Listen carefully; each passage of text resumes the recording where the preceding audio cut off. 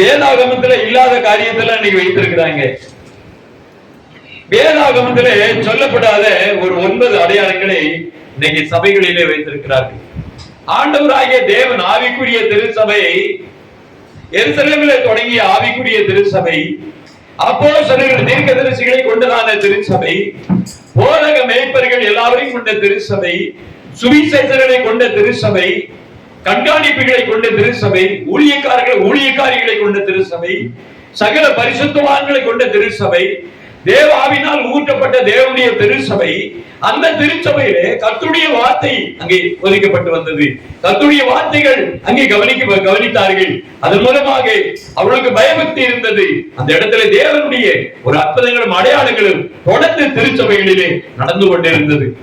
ஆனால் இந்த நாட்களிலே ஒரு சில சபைகள், புதிதாக ஏற்பட்ட சபைகள், அது எங்கெங்கே இருந்து தோன்றுகிறது. அது மனிதனுடைய ஏற்பாடுகளாக இருக்கிறது. அந்த மனித ஏற்பாட்டை குறித்து வேதாகமம் சொல்லுகிறது. அது யார் என்று பார்க்கப்படுவது அந்தி கிறிஸ்து. இந்த அந்தி கிறிஸ்து, இந்த சாத்தான், இந்த காரியங்களை நாம் பார்க்கப்படும் போது நன்றாக நீங்கள் புரிந்து கொள்ள வேண்டும். அவர்கள் என்ன பண்ணார்னா, ஆண்டவராகிய தேவன் முதலாவது உலகத்திலே 10 கற்பனையை கொடுத்தார். ஆண்டவர் உலகத்திலே என்னை தவிர வேறொரு தேவன் இல்லை என்று ஆண்டவர் திருவுளம் பற்றி இருக்கிறார். எனக்கு முன்னாடி ஒரு கடவுள் கிடையாது, பின்னாடி கடவுள் ஒன்று இல்லை என்று சொல்லுகிறார். நானே தேவன் என்று அறியுங்கள் என்று சொல்லுகிறார். எனக்கு சமமாக யாரும் இல்லை என்று சொல்லுகிறார். அப்படி ஒரே தேவன் என்று சொல்லப்பட்டிருக்கிறது. ஒரே வேதாகமம் கொடுக்கப்பட்டது. ஒரே தேவன் என்று சொல்லப்பட்டிருக்கிறது. அப்படிப்பட்ட தேவனை நீங்க ஒரு பொம்மையாக வைக்கக்கூடாது. அதை சிலைகளை வைக்கக்கூடாது, படங்களை வைக்கக்கூடாது, ரூபங்களை உருவாக்க கூடாது என்று ஆண்டவர் சொல்லி இருக்கிறார். ஏன் அப்படின்னா, தேவனை நாம் பார்க்க முடியாது. அவர் ஆவியான தேவனாக இருக்கிறார் என்று வேதாகமத்திலே நாம் பார்க்கிறோம். அப்ப இந்த உலகத்துல ஆண்டவர் யாத்ரா புஸ்தகம் நீங்க 20 வாசித்தீங்க, 4-5 வசனத்தை நீங்க வாசித்தீங்க. அந்த ஒரே தெய்வத்திற்கு ஒப்பாகி எந்த விக்கிரத்தையும் வணங்கிடக் கூடாது என்று வேதாகமத்திலே ஆண்டவர் கற்பித்த ஒரு வார்த்தை. ஆனா இன்னைக்கு திருச்சபை என்கிற பெயர்ல கிறிஸ்துவ மார்க்கம் என்று சொல்லப்படுகிற ஒரு சபை உலகத்திலே தோன்றி என்ன செய்தால் சிலை வழிபாட்டை கொண்டு வந்தது, சிலை வழிபாட்டை போதித்தது. இன்னைக்கு அதை முன்னதாக வைத்திருக்கிறார்கள் என்பதாக நாம் பார்க்கிறோம். இதுல ஒரு காரியம் நீங்க புரிந்து கொள்ள வேண்டும். பாவ மன்னிப்புக்கு சீட்டு பெறணுமா? பாவ மன்னிப்பு சீட்டு பெறுங்க அப்படின்னு சொல்லி சபையிலே ஒரு திட்டத்தை அறிவித்தார்கள். அப்படிப்பட்ட ஒரு சபை இருக்கிறது. அது மாத்திரமல்ல, பாவ மன்னிப்புக்கு வரி செலுத்தணும். நீங்க வரி செலுத்தினாதான் உங்க பாவம் மன்னிக்கப்படும். அப்படிப்பட்ட ஒரு சபை இருக்கிறது. இந்த மாதிரியாக வேதத்திலே சொல்லாத காரியங்கள் எல்லாம் இன்னைக்கு பார்க்கிறோம். இன்னைக்கு இருக்கக்கூடிய வத்திகான் என்கிற இடத்துல ரோம சபை என்று நாம் பார்க்கிறோம். அந்த சபை என்ன அப்படின்னாக்க, இறைவனுக்கு நிகராக தன்னை இந்த நாட்களே உயர்த்தி வைத்துக் கொண்டிருக்கிறார்கள். ஆண்டவர் என்கிற ஒரு வார்த்தை வைத்திருக்கிறார். தேவன் என்று ஒரு வார்த்தை வைத்திருக்கிறார். ராஜாக்கள், அரசன் என்கிற ஒரு வார்த்தை வைத்திருக்கிறார்கள். இப்படிப்பட்டவர்களாக அவர்கள் தன்னை அழைக்க வேண்டும் என்று சொல்லி அந்த போப்பு மார்க்கம் இந்த நாட்களிலே தன் தலைவரை வைத்து வைத்துக் கொண்டிருக்கிறார்கள். அதுக்கப்புறம் என்ன அப்படின்னா, ஆண்டவருக்கும் நமக்கும் மத்தியஸ்தர் யார் என்று சொல்லப்பட்டிருக்கிறது? ஐயா, இயேசு மத்தியஸ்தர் என்று சொல்லப்பட்டிருக்கிறது. ஆனால் இந்த இடத்துல பார்க்கப்படும் போது நமக்கு மத்தியஸ்தர்கள் யார் என்றால் பரிசுத்தவான்கள் என்று சொல்லி அவர்களை குறித்து என்ன சொன்னா, மரியாள் நமக்கு மத்தியிலே இருக்கிறார்கள். நமக்கு மத்தியஸ்தராக மரியாதை இருக்கிறார்கள். இயேசு கிறிஸ்துவோட கூட பயணித்த அநேகர்கள் பரிசுத்தவான்கள் இருக்கிறார்கள். தேவ தூதர்கள் இருக்கிறாங்க. அவர்கள் மூலமாக வேண்டிக் கொள்ளுங்கள். இது எங்கேயாவது வேதத்துல சொல்லி இருக்குதா? ஒரு காரியத்தை நாம் பார்க்கிறோம், ஆண்டவருக்கு நிகராக நாம் அங்கே சொல்லக்கூடாது என்று நாம் பார்க்கிறோம். இன்னைக்கு இயேசுவானவர் பெற்றெடுத்த தாயை இரண்டாம் மீட்பர் என்று சொல்லுகிறார்கள். அப்ப மீட்பனுடைய காரியத்துல மரியாள் இடம் கொடுக்கல அப்படின்னா இயேசு பூமியில பிறந்திருக்க முடியாது. அப்ப இயேசு பிறகுறதுக்கு காரணம் மரியாளுடைய ஒரு சம்மதம் தான். அப்ப அவங்க என்ன பண்ண, மீட்பினுடைய வாடிகளிலே அந்த மீட்பினுடைய திட்டத்திலே அவங்க இணைந்திருக்கிறாங்க. அதனால அவங்க ஆண்டவருக்கு நிகராக நாம் வைத்து அவரை போற்ற வேண்டும் என்று சொல்லி இன்னைக்கு இரண்டாவது மீட்பராக இன்னைக்கு சொல்லிக் கொண்டு வருகிறதை நாம் பார்க்கிறோம். மாதா வழிபாடு, பிதா குமாரன் என்கிற வார்த்தைகளை, மாதா பிதா குமாரன், இப்படிப்பட்ட ஒரு வழிபாடுகளை, ஒரு அறிவிப்புகளை இன்னைக்கு கொண்டு வந்திருக்கிறார்கள் சட்டங்களாக. இப்படிப்பட்ட பல காரியங்களை நாம் பார்க்கிறோம். அதுக்கப்புறம் என்ன அப்படின்னா, தானியேலுடைய புத்தகத்தில் நாம் 7:25 வாசிக்கப்பட்ட பிரகாரமாக அவர்கள் என்ன செய்தார்கள் என்று பார்க்கப்படும் போது, ஜூலியஸ் சீசர் ஜனவரி 1 அவன் தான் ஆசிரியதான். ஆனா வேதாகமத்துக்கு சம்பந்தப்பட்ட யூதருடைய காலண்டர்களை புறக்கணித்தார்கள். யூத காலண்டரை தள்ளிவிட்டு என்ன பண்ணாங்க, கிரிகோரியன் காலண்டரை எடுத்துக்கிட்டாங்க. அப்ப என்ன வந்துருச்சு அப்படின்னு கேட்டாக்க, இந்த நியூ இயர்ங்கிற பண்டிகை வந்து யார் கொண்டு வந்தா அப்படின்னா ஜூலியஸ் சீசர் கொண்டு வந்தார். ஒரு விஷயம் நீங்க புரிந்து கொள்ள வேண்டும், இயேசுவானவர் 3 நாள் பூமியில இருப்பார். அந்த 3 நாள் என்ன 72 மணி நேரம். அப்ப வெள்ளிக்கிழமை ஆண்டவர் சாயந்தரம் அடக்கம் பண்ணப்பட்டாரு அப்படின்னா, அன்னைக்கு சாயந்தரம் இருந்தாரு, அன்னைக்கு பகல் இருக்கிறது, அன்னைக்கு இரவு இருக்கிறது, மறுநாள் சனிக்கிழமை பகல் இருக்கிறது, மீண்டுமாக இரவு வருகிறது. ஆனா ஞாயிற்றுக்கிழமை காலையில அவர் உயிர்த்தெழுந்தார் என்று வருகிறது. அப்ப 72 மணி நேரம் கணக்குன்னு பார்க்கப்படும் போது அப்ப என்ன ஆகுது அப்படின்னு கேட்டாக்க, நாட்கள் தாண்டி வருகிறது. அது என்ன அப்படின்னா ஞாயிற்றுக்கிழமை தாண்டி வருகிறது. அப்ப என்ன அப்படின்னாக்க, யூத காலண்டர் சரி கிடையாதுன்னு சொல்லி யூத காலண்டருக்கு தள்ளி விட்டார்கள். எந்த காலண்டரை வச்சுக்கிட்டாங்க? இன்னைக்கு வைத்திருக்கக்கூடிய காலண்டர் கிரிக்கோ, அதான் இன்னைக்கு பார்க்கப்படுகிற இந்த காலண்டர் வந்து இதெல்லாம் யாரு ஏற்றுக்கொண்டார்கள் என்று பார்க்கப்படும் போது, புதிய மார்க்கத்தை தோற்றுவித்தவர்கள் இதை இன்னைக்கு ஏற்றுக்கொண்டார்கள். ஆனா அப்படின்னால என்ன அப்படின்னா, அந்த 3 நாள் சொல்லப்படும் போது அந்த ஓய்வு நாள் வந்து ஞாயிற்றுக்கிழமைக்குள்ள வருது. அதனால நாங்க ஞாயிற்றுக்கிழமை வைத்திருக்கிறோம். அப்போ அதனாலதான் ஞாயிற்றுக்கிழமைன்னு சொல்றோம். உங்க காலண்டர் தப்பு, இந்த காலண்டர் ரைட்டுன்னு சொல்லிட்டாங்க. எப்படி பிளவு வந்தது? அப்ப காலங்களையும் நாட்களையும் மாற்ற நினைப்பால் மாற்றி விட்டான். காலண்டரை மாத்தியாச்சு, எல்லாம் முடிஞ்சு போச்சு.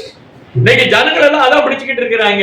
ஓய்வு நாள் ஞாயிற்றுக்கிழமை தான், 3 நாள் இருப்பாருன்னு சொல்லப்பட்டிருக்கு. அப்போ 3 நாள் பூமியில இருந்தாருன்னா ஞாயிற்றுக்கிழமையும் அவர் என்ன பண்ணி இருக்கிறாரு, அவர் கல்லறையில தான் இருந்தாரு. ஓய்வு நாள் மாற்றப்பட்டது. அதுக்கப்புறமா என்ன அப்படின்னா, 1 கொரிந்தியருடைய புத்தகம் 5வது அத்தியாயம் 9-11 வரைக்கும் வாசிக்கி. விபச்சாரரோட கலந்திருக்க கூடாது என்று நிருபத்திலே உங்களுக்கு சொல்லப்பட்டிருக்கிறது. ஆனாலும் இவ்வுலகத்தில் உள்ள விபச்சாரக்காரர்கள், பொருளாசைக்காரர்கள், கொள்ளைக்காரர்கள், விக்கிரகாரர்கள் இவர்களோடு எவ்வளவோ நீங்க கலந்திருக்க கூடாது என்று நான் எழுதவில்லை. அப்படி பண்ணா பூமி எல்லாம் அவங்கதான் இருக்கிறாங்க. பூமி எல்லாம் யார் இருக்கிறா? பொருளாசைக்காரன் இருக்கிறான், விபச்சாரக்காரன் இருக்கிறான், கொள்ளைக்காரன் இருக்கிறான், விக்கிரகாரன் இருக்கிறான், எல்லா கூட்டமும் இருக்குது. அப்ப நீங்க அவங்களோட கலந்து கூட நீங்க பூமியில இருக்க முடியாது, இந்த உலகத்துல வாழ முடியாது. ஆனால் அப்படி சொல்லல. என்ன சொல்லப்பட்டிருக்கு? அப்படி எழுதல. நீங்கள் உலகத்தை விட்டு நீங்கள் நீங்கி போக வேண்டும், இந்த உலகத்தை விட்டு நீங்க வெளியில தான் வாழணும். ஆனா ஆண்டவருக்கு வேத வசனம் என்ன சொல்லுகிறதுனா, நான் உங்களுக்கு எழுதினது என்னவென்றால், சவரணப்பட்ட ஒருவன் விபச்சாரக்காரன், பொருளாசைக்காரன், விக்கிரகாரன், உதாசீனவன், வெறியன், கொள்ளைக்காரனாக இருந்தால் அவனோட கூட கலந்திருக்க கூடாது. இதுதான். அப்ப கிறிஸ்துவத்திலே இருக்கக்கூடிய வேதத்தை கற்றுக்கொண்டு வேதத்தை அறிந்தவனாக ஒரு தேவ பிள்ளை, தேவ மனிதனாக, தேவ குடும்பமாக இருக்கிறவன் இந்த மாதிரி பாவத்தை செய்தான் அப்படின்னா, இந்த 10 கற்பனைக்கு விரோதமான பாவம் செய்தான் அப்படின்னா, இந்த அசிங்கமான ஒரு காரியத்தை செய்தான் அப்படின்னா, அவனை விட்டு நீங்க விலகிருங்கன்னு சொல்லுது. உலகத்துள்ள ஜனங்களை விட்டு நீங்க விலகிருங்கன்னு சொல்லல. ஆனா ஒரு காரியத்தை என்ன நீங்க கவனப்படுத்த வேண்டும். இந்த உலகத்துள்ள ஜனங்களோட பார்க்கிறோம், பழகுறோம், பேசுறோம், எல்லாம் இருக்கிறோம், அதெல்லாம் இருக்குது. ஆனாலும் கூட நாம் உலகத்துல அவங்களோட ஜீவனம் பண்ணுகிறோம். ஆனால் நம்ம என்ன அப்படின்னு கேட்டா, அவர்களோட நாம உறவு வைக்கவில்லை. எந்த விதத்திலும் அவர்களை நண்பர்களாக, ஒரு பழக்கப்பட்டவர்களாக நாம் பார்க்கிறோமே, அவர்களிடத்தில் அன்பு செலுத்துகிறோம் நாம் பார்க்கிறோம். ஏன் அப்படின்னு கேட்டா, அவர்கள் அறியப்படாதவர்களா இருக்கிற, அறியாமையிலே வாழ்ந்து கொண்டு இருக்கிறவர்கள், அவர்களுக்கு நாம் தெரிவிப்பது நம்மளுடைய கடமையாக இருக்கிறது. ஆனா கற்றுக்கொண்ட பிறகு, அவன் எல்லாத்தையும் வேத அறிவை பெற்ற பிறகு, அவன் இவ்விதமாக விபச்சாரக்காரன், வேசித்தரன், பொருளாதாரக்காரன், குடிய வெறியனா இருந்தா அவனை நீ வந்து சேர்க்காதே, அவன் கூட போகாதே அப்படின்னு ஆண்டவர் சொல்லுகிறான். ஏன் அப்படின்னு கேட்டாக்க, அதே 6வது அத்தியாயத்திலே பார்க்கப்படும்போது 9-10 வாசிக்கப்படும்போது, அநியாயக்காரர் தேவனுடைய ராஜ்யத்தை சுதந்தரிப்பதில்லை, வஞ்சிக்கப்படாதீர்கள், வேசி மார்க்கத்தார்கள், விக்கிரகாரர்கள், விபச்சாரக்காரர்கள், சுயகுணத்துக்காரர்கள், ஆண்குணத்துக்காரர்கள், திருடர்கள், பொருளாசைக்காரர்கள், வெறியர்கள், உதாசீனர்கள், கொள்ளைக்காரர்கள், இவர்கள் தேவனுடைய ராஜ்யத்தை சுதந்தரிப்பதில்லை. அவர்களுக்கு தேவனுடைய ராஜ்யம் கிடையாது என்று சொல்லுகிறார். உலகத்துல தேவன் உங்களுக்கு தேவனுடைய ராஜ்யத்தை வாக்களித்திருக்கிறார் என்றால் நீங்கள் அவர் பரிசுத்தமா இருக்கிறது போல நீங்கள் பரிசுத்தமா இருக்க வேண்டும். அந்த பரிசுத்தமா இருப்பதற்காக தேவன் என்ன பண்ணாரு? 10 கற்பனையை கொடுத்திருக்கிறாரு. பரிசுத்த வேதாகமத்திலே பரிசுத்த கற்பனையை கர்த்தர் கொடுத்திருக்கிறார். அந்த வார்த்தையின்படி செய்யாதவங்க கூட நீ பழகாத. இந்த நாட்களே புறமே இருக்கிறவர்களை குறித்து ஆண்டவர் சொல்லவில்லை. புறம்பே இருக்கிற ஜனங்களை குறித்து அங்க வேதாகமத்திலே சொல்லல. நீங்க அவங்களோட பழகுங்க, பேசுங்க. ஏன்னா அவர்கள் அறியாமல் வாழ்ந்து கொண்டிருக்கிறார்கள். உலகத்திலே எல்லா ஜனமும் கர்த்தருடைய ஜனம் தான், ஆண்டவரால் படைக்கப்பட்ட மக்கள் தான். எல்லா ஜனமும் தேவனுடைய படைப்பிலே உருவானவர்கள், தேவனுடைய சிருஷ்டியினுடைய மக்கள் என்று நாம் பார்க்க வேண்டும். அப்படினாலே நம்மளை படைத்த மாதிரிதான் அவர்களை படைத்திருக்கிறார். அவர்களையும் ஆண்டவர் அன்பு கூறுகிறார். அவர்களுக்கு அறிவிக்க வேண்டும் என்று சொல்லுகிறார். உலக அழிவிலிருந்து நீங்கள் மீட்கப்பட வேண்டுமானால் இயேசுவை ஏற்றுக்கொள்ளுங்கள், உலக ரட்சகரை ஏற்றுக்கொள்ளுங்கள். அவர்தான் மீட்பர் என்பதை நீங்கள் அறிந்து கொள்ளுங்கள். இந்த உலகத்தினுடைய அழிவு காலத்திலே நீங்கள் தப்பிப்பதற்கு, நீங்கள் அழிந்து போகாமல் இருப்பதற்கு ஒரே வழி ஆண்டவராய் இயேசு தான் அந்த வழி என்பதை இந்த உலகத்துக்கு சொல்லுங்கள் என்று ஆண்டவர் சொல்லியிருக்கதை நாம் பார்க்க முடிகிறது. கொலோசியருடைய புத்தகத்திலே நாம் 2ஆம் அத்தியாயம் 19 பார்க்கப்படுவது மாயமான தாழ்மை, தேவ தூதர்களுக்கு செய்யும் ஆராதனைகள் விருப்பமுற்று என்று நாம் பார்க்கிறோம். இன்னைக்கு கத்தோலிக்க சபைகளிலே பாத்தீங்க அப்படின்னா ஆலயத்திற்கு உள்ள போறதுக்கு முன்னாடியே வெளியில ஒவ்வொரு சிலைகளா வச்சிருப்பாங்க, தூதர்களை வைத்திருப்பாங்க. மிக்கேல் தூதரு, கேப்ரியல் தூதரு, செபஸ்டியான் தூதரு அப்படின்னு சொல்லி வரிசையா தூதர்களா வச்சிருப்பாங்க. அவர்களை போய் வணங்குவாங்க. இப்படியாக போதித்துக் கொண்டிருக்கிறார்கள். இவர்கள் எதை இழந்து போவார்கள்னா ரட்சிப்பை இழந்து போவாங்க. அவர்கள் ரட்சிப்பை பெற முடியாது என்பதாக வேதம் சொல்லுகிறது. 23 வாசிங்க. இப்படிப்பட்ட போதனைகள் சுய இஷ்டமான, இது சுய இஷ்டமாக ஒரு ஆராதனை, மாயமான தாழ்மையை கொண்டு வருகிறது, சரீர ஒடுக்கத்தை காண்பிக்கிறது, ஞானம் என்று பெயர் கொண்டிருக்கிறதாக இருந்தாலும் மாமிசத்தை பேணுவதற்கு அல்ல, வேற ஒன்றுக்கும் பிரயோஜனப்படாது, இது ரட்சிப்புக்கு கிடையாது என்று சொல்கிறார். இன்னைக்கு நிறைய பேர் என்ன பண்றாங்க அப்படின்னா பொருத்தன வேண்டுதல் மூலமாக தாழ்மையாக நடக்கிற ஒரு காரியங்களை பார்க்கிறோம். இன்னைக்கு பணிவாக சில காரியங்களை, பணிந்து கொள்கிற காரியங்கள், தொழுது கொள்கிற காரியங்கள், ஆராதனை காரியங்கள், பொருத்தனையும் காரியங்கள், இன்னைக்கு நிறைய காரியங்களை செய்யறாங்க. எதுக்கு அப்படின்னு கேட்டா இறைவனுக்கு அல்ல, மற்றவர்களுக்கு செய்கிறார்கள். அதனால ஒரு பிரயோஜனமாகாது, அதனால ரட்சிப்பை பெற முடியாது என்று இங்கே வேதாகமத்திலே தெளிவாக சொல்லுகிறது என்பதை நாம் பார்க்கிறோம். தானியேல் புத்தகம் 9ஆம் அத்தியாயத்திலே 4:5 வாசிப்போம். என் தேவனாகிய கர்த்தரை நோக்கி ஜெபம் பண்ணி பாவ அறிக்கை செய்து, ஆண்டவரே உம்மில் அன்பு கூர்ந்து உம்முடைய கற்பனைகளை கைக்கொள்கிறவர்களுக்கு உடன்படிக்கையும் கிருபையும் காக்கிற மகத்துவம் உள்ள மான தேவன்.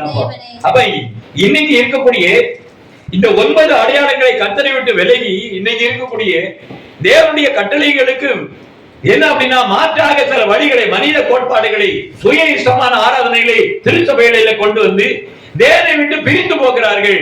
அவர்கள் என்ன அப்படின்னு கேட்டாக்க அவர்கள் பந்தய பொருளை இழந்து போவார்கள், ஆத்தும ரட்சிப்பை அவர்கள் அடைய முடியாது என்று வேதாகமம் சொல்கிறது. என்ன சொல்லியிருக்குன்னா, நீங்க ஜெபம் பண்ணணும். ஜெபம் பண்ணுகிறது மட்டும் இல்ல, அந்த ஜெபத்துல பாவ அறிக்கை இருக்கணும். அது மாத்திரமல்ல, அவரிடத்தில் அன்பு கூர்ந்து அப்படி கற்பனைகளை கை கொண்டு உடன்படிக்கையும் கிருபையும் காக்கிற மகத்துவம் உள்ள பயங்கரமான தேவனே. அப்ப நம்மளுடைய வாழ்க்கையில என்ன செய்யணுங்க?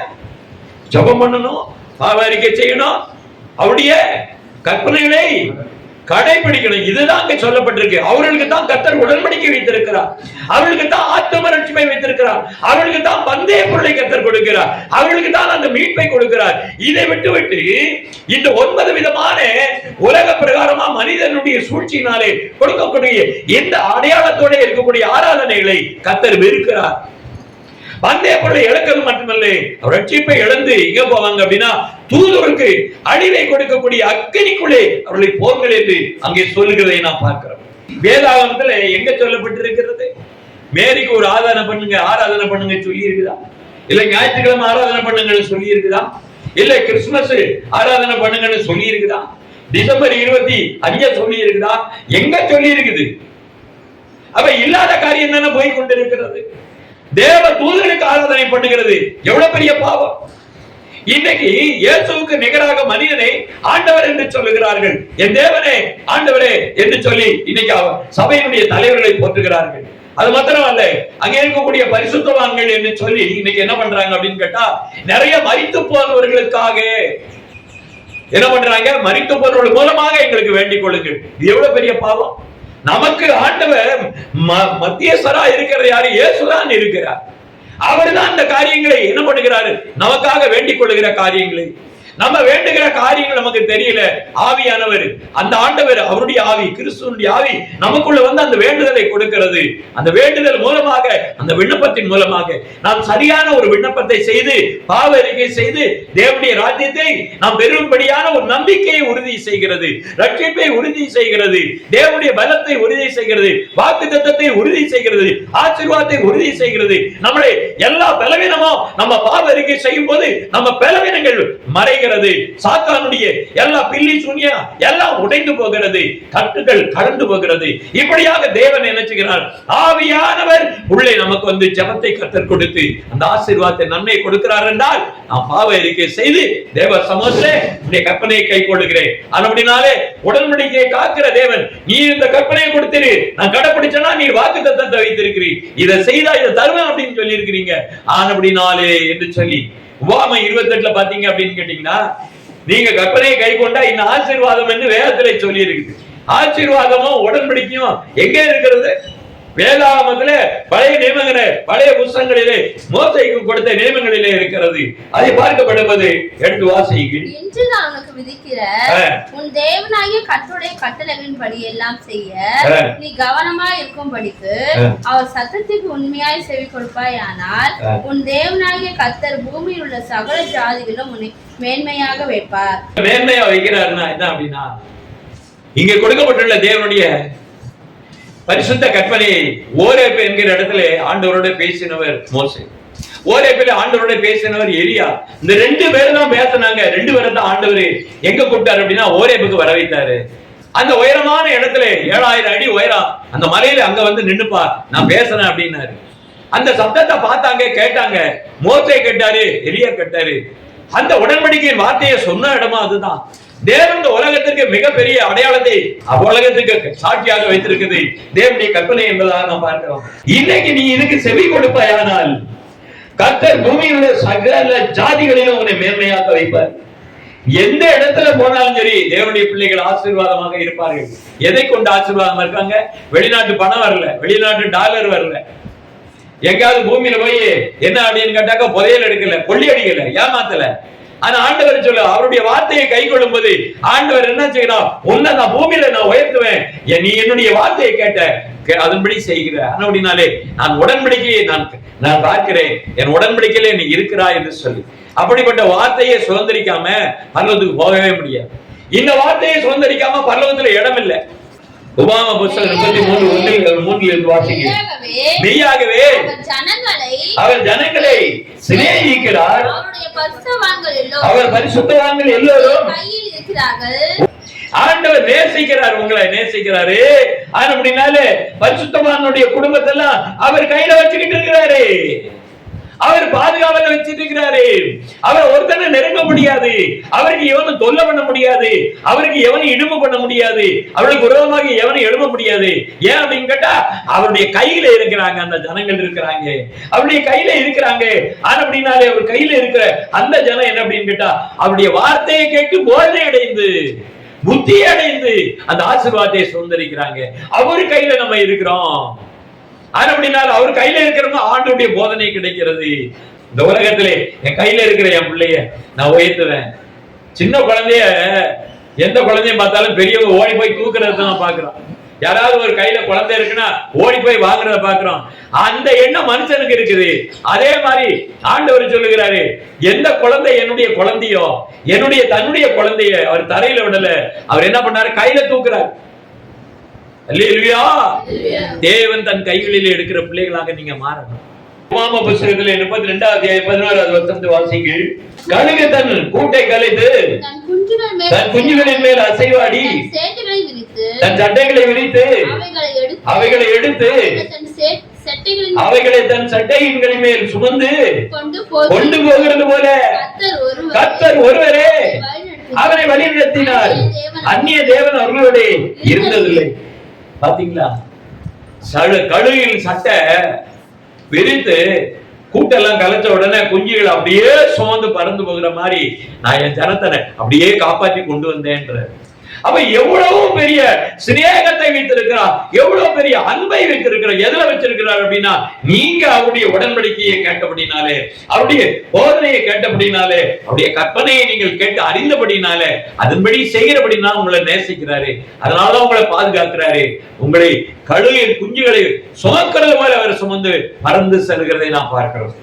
ஆண்டவர் சொன்னேன், இப்படிப்பட்ட ஒரு பெரிய ஆசீர்வாதமாக ஒரு நேசத்தை பாசத்தை நமக்கு காண்பித்திருக்கிற அந்த தேவனுடைய வார்த்தையை கேட்காமல் இன்னைக்கு உலக பிரகாரமா மனிதனுடைய கோட்பாடுகளை கேட்டு இந்த 9 விதமான அடையாளங்கள் ஆகிய இருக்கக்கூடிய சிலை வழிபாடு போதனை, அப்புறம் பாவ மன்னிப்புக்கு சீட்டு வாங்கணும், பாவ மன்னிப்புக்கு வரி செலுத்தணும், போப்ப ஆண்டவருக்கு நிகராக ஆண்டவர் என்று அவரை அழைக்க வேண்டும், மத்தியஸ்தர்களாக யாரை வைத்திருக்கிறாங்க, மரியாதை வைத்திருக்கிறாங்க. அதுக்கப்புறமா என்ன பண்ணிருக்காங்க, பரிசுத்தவான்கள் என்று மறைந்தவர்களை மரித்து போனவர்களை வைத்திருக்கிறார்கள், தேவ தூதர்களை வைத்திருக்கிறார்கள். இவர்களுக்கெல்லாம் பூஜைகளையும் வழிபாடுகளையும் ஆராதனையும் வைத்திருக்கிறார்கள்.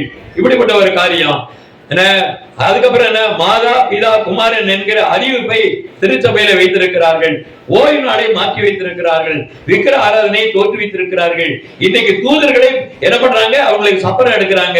இப்படி விதமாக என்ன பண்றாங்க அப்படின்னா, பரிசுத்தவான்கள் என்று சொல்லி அவருடைய சிலைகள் எல்லாம் வைத்து அவர்களுக்கு ஆராதனையை செலுத்துகிறாங்க என்பதாக நாம் பார்க்கிறோம். இப்படிப்பட்ட பாவங்களை செய்த இந்த நாட்களிலே தேவனுடைய சமூகத்தில் இருந்து விலகி போகாதபடி கடைசி காலத்திலே வாழ்கிற நீங்கள் எல்லாம் தேவ எச்சரிப்படே வாழ வேண்டும் என்று ஆண்டவர் எப்போ தானியேலுக்கு சொல்லியிருக்கு. தானியேல் 7:25 தானே வாசிங்க.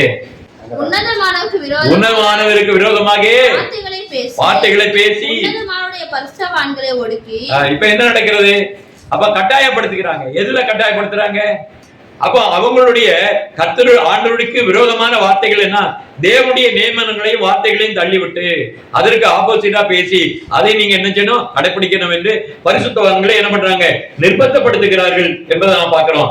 தானியேல் புத்தகம் 7வது வசனம் ஒரு சின்ன கொம்பை பத்தி எங்க சொல்லி இருக்குது. அந்த சின்ன கொம்பு யாரு என்று பார்க்கப்படும் போது அதுதான் ரோம போப்பு அரசாங்கம். அப்ப சின்ன கொம்பு, ஒரு சின்ன கொம்பு என்ன அப்படின்னா பெருமையா பேசலாம். கீழே வாசிங்க, அது கீழே வாசிங்க. அதற்கு முன்பாக முந்தின கொம்புகள் 3 பிடுங்கப்பட்டது. அதாவது பிடுங்கப்பட்டதுன்னா என்ன அர்த்தம்னா, 3 ராஜாக்களை ராஜ்யங்களை என்னாச்சு அப்படின்னா இந்த சின்ன கொம்பு எழும்புதுல, இது என்ன பண்ணுது, அவங்களெல்லாம் நொறுக்கி போட்டது. அவங்களெல்லாம் உடைச்சு போட்டு அவங்களை காணாம பண்ணிட்டு தான் இந்த 3 தேசங்களையும் கைப்பற்றி அந்த சின்ன கொம்பு எழும்பி அது என்ன பண்ணுது, ராஜ்யபாரம் பண்ணுது. அதான் பெருமையா பேசுது, அதுதான் கர்த்தருடைய வார்த்தைக்கு விரோதமா பேசுகிறது. அந்த காரியத்தை செய்து இந்த பூமியில என்ன செய்கிறது என்றால் சபைகள் எல்லாவற்றையும் மேற்கொண்டு அது என்ன செய்யணும், அதனுடைய போதனையை உள்ள கொண்டு வந்தது. நான் சொன்ன பாத்தீங்களா 9 அடையாளம், அதை உள்ள திணித்து விட்டது. அது என்ன செய்யறது, பெருமைகளை பேசுகிறது. இன்னைக்கு உலகத்துல பாருங்க, எந்த தேசம் உலகத்துல எழும்பினாலும் சரி, அவ்வளவு தேசமும் அவ்வளவு ராஜாக்களும் யார்கிட்ட வரணும்னா போப்புட்ட என்ன பண்ணணும், பேசிட்டு போனோம். போப்புக்கு கௌரவம் பண்ணிட்டு போனோம். எந்த அமெரிக்கால தேசாதிபதி வந்தாலும் சரி, இந்தியாவில் வந்தாலும் சரி, போப்ப போய் பார்த்து அவரை போய் காலில் விழுந்து முத்தம் கொடுத்துட்டு தான் வரணும், வர வழி இல்லை. அப்படிதானே ஐயா? ஏன் அப்படின்னா உலகத்துல பெருமையா பேசக்கூடிய ஒரே ஒரு அந்த சின்ன கொம்பு என்ன, அது போப்பு அரசாங்கம் என்பதை நாம் பார்க்கிறோம். அது கர்த்தருக்கு விரோதமாக அது பேசும், பெருமையாக பேசும். அது மட்டும் இல்ல, அதை குறித்து ஆண்டவர் அங்க என்ன சொல்கிறான்னா, வெளிப்பாடு புத்தகம் 13:5 வசனம், பெருமையானவர்களையும் தூஷணங்களையும் பேசும் வாய் அதற்கு கொடுக்கப்பட்டது. அல்லாமலும் 42 மாதம் யுத்தம் பண்ண அதற்கு அதிகாரம் கொடுக்கப்பட்டது. அது தேவனை தூஷிக்கும்படி தன் வாயை திறந்து அவருடைய நாமத்தையும் அவருடைய வாசஸ்தலத்தையும் பரலோகத்தில் வாசமாய் இருக்கிறவர்களையும் தூஷித்தது. அதுக்கப்புறம் மேலும் பரிசுத்தவான்களோடு யுத்தம் பண்ணி அவர்களை ஜெயிக்கும்படிக்கு அதற்கு அதிகாரம் கொடுக்கப்பட்டதும் இல்லாமல் அது ஒரு கோத்திரத்தின் மேலும் வாசைக்காரர் மேலும் ஜாதிகள் மேலும் அதுக்கு அதிகாரம் கொடுக்கப்பட்டது என்பதை நாம் பார்க்கிறோம். கர்த்தருக்கு ஸ்தோத்திரம். இந்த இடத்துல நீங்க என்ன நினைக்கிறீங்க? அதற்குரிய காலங்கள், அதுக்குள்ள அதிகாரங்கள் இருக்கிறது. 42 மாசம்னா 3 வருஷம். 3 வருஷம்னா எத்தனை நாள்? இதெல்லாம் மேத்தமெட்டிக்ஸ், பைபிள் மேத்தமெட்டிக்ஸ். சும்மா வந்து உட்கார்ந்துக்கிறதுக்கு இல்ல, படிச்சு உட்கார்ந்து பெருசா படிச்சு படிச்சு படிச்சு புரியா உள்ள உட்கார்ந்து இருக்குது ஒரு அம்மா. இந்த 1200 நாள் என்பது 1200 ஆண்டுகள். நல்லா தெரிஞ்சுக்கணும். இந்த 1200 ஆண்டு, 1260 ஆண்டுகள் எல்லா சபையும் யார் கையில இருக்குது? போப்பனுடைய சபையினுடைய கண்ட்ரோல்ல போயிருச்சு. அவங்க கையில இருந்து அதுக்கப்புறம் தான் விடுதலை ஆகி அதுக்கப்புறம் தான் என்னாச்சு அப்படின்னு 16வது நூற்றாண்டுக்கு அப்புறமா தான் சபைகள், மிஷினரிகள் 17வது நூற்றாண்டு 18ஆம் நூற்றாண்டுகள் தான் மிஷினரிகள் உருவாகுறாங்க. நிறைய திருச்சபைகள் ஊழியங்கள் பெருகிறது. நல்லா தெரிந்து கொள்ளுங்க. அது வரைக்கும் அவங்களுடைய கையில அடக்கி வச்சிருந்தான். புரியுதுங்களா? இப்ப உங்களுக்கு இந்த ஆண்டுங்க இதெல்லாம் பைபிள் மேத்தமெட்டிக்ஸ படிக்கணும். அது பெருமையா பேசும். என்ன அப்படின்னா, நாங்க தான் திருச்சபை, நாங்க தான் திருச்சபையினுடைய தலைவர், நாங்க தான் பெரிய சபை, நாங்க தான் ஆரம்பத்திலிருந்து இருக்கிற சபை, நாங்க தான் எல்லா சபைக்கும் தாய் அப்படின்னு சொல்லி நீங்க பேசிக்கொண்டு இருக்கலாம். ஆனா பைபிள் என்ன சொல்கிறது என்றால், இதுதான் ஆண்டவருக்கு விரோதமாக இருக்கிறது, ஆண்டவருக்கு விரோதமாக பேசுகிறது. அதனுடைய அடையாளங்களை குறித்து வேதாகமம் சொல்லி இருக்கிறது. அப்ப சின்ன கொம்பை பத்தி பாத்தீங்க. அப்ப இது என்ன? ரோம பேரரசை குறித்து கலவையில கடைசி என்ன அப்படின்னா, கலவையிலே உருவாக்கப்பட்ட ஒரு ராஜ்யம். கலவையில அது 3 தேசங்கள் போட்டாச்சு அப்படின்னா 3 தேசங்கள் சேர்ந்தது. இன்னைக்கு உலகம் முழுவதும் எல்லா மக்களையும் உள்ள வச்சிருக்குன்னா எல்லா கலவையும் சேர்ந்த எல்லா ஜனமும் கலப்பம்ல ஆன ஒரு சபை தான் அது. அந்த சபைக்குடைய ராஜாவை தான் இன்னைக்கு இருக்கிறார். அதை நீங்கள் புரிந்து கொள்ள வேண்டும். வெளிப்பாடு புத்தகம் 12:11 வாசிக்கிறோம். மரணம் நேரிடுனாலும் அதுக்கு தப்பும்படி தங்கள் ஜீவனையும் பாராமல் ஆட்டுக்குட்டியின் ரத்தத்தினாலும் தங்கள் சாட்சியின் வசனத்தினாலும் அவனை ஜெயித்தார்கள். எப்படி ஜெயித்தாங்க? ஆட்டுக்குட்டி. அதான் யாரு ஜெயிச்சது? இந்த பாருங்க, சத்தியத்தை நீங்க அடக்கி வைக்கிறீங்க, அது மிகப்பெரிய பாவம்.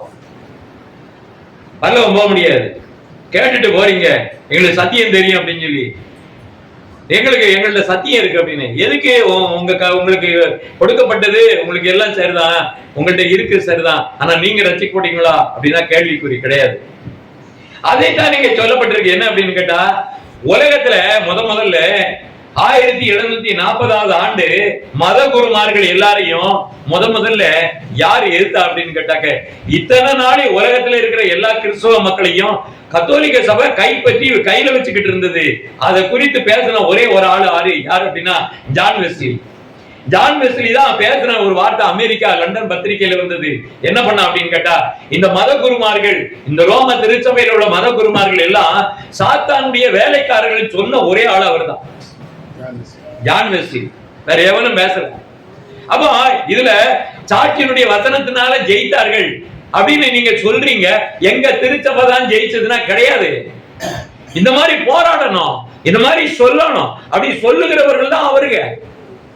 வீட்டுக்கு பாடம் படிச்சுட்டு உட்காந்துட்டு எனக்கு எல்லாம் தெரியும்னு சொல்லிட்டு பரலோகம் போனோம் அப்படின்னா நடக்காது. அதைத்தான் இங்க சொல்லுகிறார் ஜான் வெஸ்லி சொல்லுகிறார் அந்த ஒரு வார்த்தையை. அதுக்கு முன்னாடி ஜேம்ஸ் மூர் என்ன பண்ணாரு? அவர்கள் எதிர்த்தார்கள். ஆனா சாத்தானுடைய வேலைக்காரர்கள் தான் இந்த மத குருமார்கள் என்று சொன்னது யார் அப்படின்னா ஜான் வெஸ்லி. அவர் தோற்றுவித்ததான் மெத்தடிஸ்ட் சபை. இது மட்டும் நல்லா தெரிந்து கொள்ளுங்க. இன்னைக்கு என்ன அப்படின்னு கேட்டா, கிறிஸ்துவுக்காக இன்னைக்கு தன்னை அர்ப்பணிக்கிறேன் என்று சொல்லி இன்னைக்கு அநேக குடும்பங்களை அழிக்கின்ற வேலையை அவர்கள் தான் செய்தார்கள். ரட்சிப்பை அடையாம போறது காரணம் என்ன? அவருடைய சதி வேலைகள். அவள் அந்தி கிறிஸ்து என்கிறத உலகத்துக்கு சொன்னது யாரு அப்படின்னா இதே ஜான் வெஸ்லி தான்.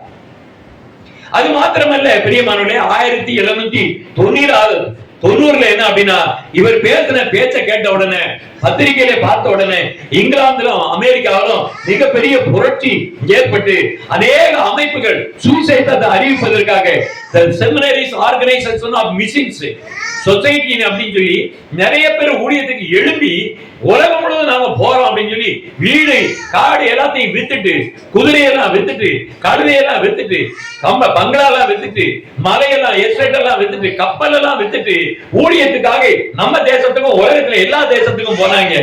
அவங்க தான் தேவனுடைய வார்த்தையை என்ன பண்ணாங்க? அறிவித்தார்கள். நம்முடைய ஜீவனை பாராம என்ன பண்ணாங்க? போனாங்க. அங்கே சமாதியானாங்க. அவங்க போவாங்களா? இல்ல நம்ம வாயில வடை சுட்டுக்கிட்டு இருக்க நம்ம போவோமா? கொஞ்சம் யோசிக்கணும். இப்படியே மேலோட்டமா பேசி ஏமாத்துற வேலைகளை வச்சுக்க கூடாது. அதை தான் இங்க நான் பார்க்கிறோம். நிறைய பிரதர்கள், நிறைய சிஸ்டர்கள் என்ன பண்ணாங்க அப்படின்னா, தேவனுக்கு என்று அர்ப்பணித்து மிஷனரிகளாக உலகத்துல உருவெடுத்தார்கள். இதுக்கு காரணம் அவர்கள் எல்லாரும் சேர்ந்து என்ன பண்ணாங்க அப்படின்னு கேட்டா, 1770 என்ன பண்ணாரு அப்படின்னா, ஜான் வெஸ்லி என்ன பண்ணாரு அப்படின்னா, ஆண்டவரே உமக்காக பேச எங்களுக்கு உதவி செய்யும் என்று சொல்லி அந்த சகோதர சகோதரியோட மத்தியில வச்சு ஆண்டவர்கிட்ட ஜெபம் பண்ணாரு. எல்லாரும் மேல பரிசுத்த ஆவி இறங்கி அதுக்கப்புறம் தான் தேசங்களுக்கு எல்லாம் ஊழியத்துக்கு போக ஆரம்பிச்சாங்க. இன்னைக்கு அப்படியா போய்கிட்டு இருக்கோம்? அப்படியா நடந்துகிட்டு இருக்கு? வேதத்தை கேட்டுக்கிட்டு சும்மா உட்கார்ந்துகிட்டு இருக்க, சத்தியத்தை கேட்டு சும்மா உட்கார்ந்துகிட்டு இருக்கிறோம்.